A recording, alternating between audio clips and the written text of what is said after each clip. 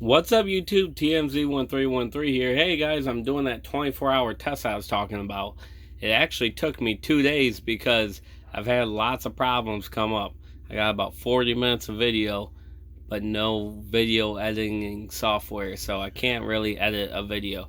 So I just made a whole new video, and I'll tell you about all the problems I had in the first test. So the first test I went for 18 hours and the battery died. I did 22 amp hours out of the battery, and I'm freaking out because I'm thinking the battery's not good, or that it's not at its rated capacity. Well, there was a few problems with that. One, the battery wasn't charged all the way. I didn't even charge it when I got it. I just took it. It was at its nominal voltage, so I figured it was full, but it definitely wasn't. Second thing that was wrong was this meter here. It was not calibrated right. And how I got to that point. So once I figured out, or once that 18-hour test ended, and I only got 22 amp hours, I was like, you know what, there has to be something going on, some parasitic loads that this isn't measuring or something. Well, there was some parasitic loads, about half an amp constant from this relay, from the shunt, from this, from that, and this Bluetooth module and this USB charger. Those were all taking a half an amp. So, and that wasn't taken into account. So, I have to add that in to this test here, and I'll show you guys the outcome. But, so that was one thing. The battery not being charged was the other. And then, like I said, the amperage was not right.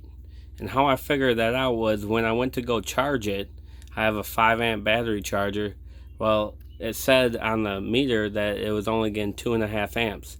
So that meant that it wasn't charging right, or it wasn't set right. So I actually adjusted it to the actual amperage, and now it's all right. And now we got a much better test to go off of. So I actually let it run.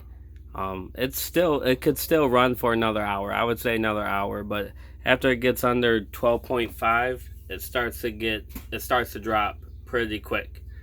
So we're just gonna say an hour or 1 day and 10 hours that I went off of this battery. I pulled 73 amp hours off of this. All right. And then 34 hours, so 34, 15, so we need to add on 16 extra amp hours. So 73, 83, 89 total amp hours that we got out of this battery.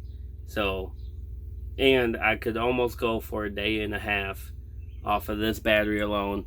Nothing else, no solar, no charging, no nothing. So that's a pretty good test run there. I'm pretty excited. We're going camping in 2 weeks.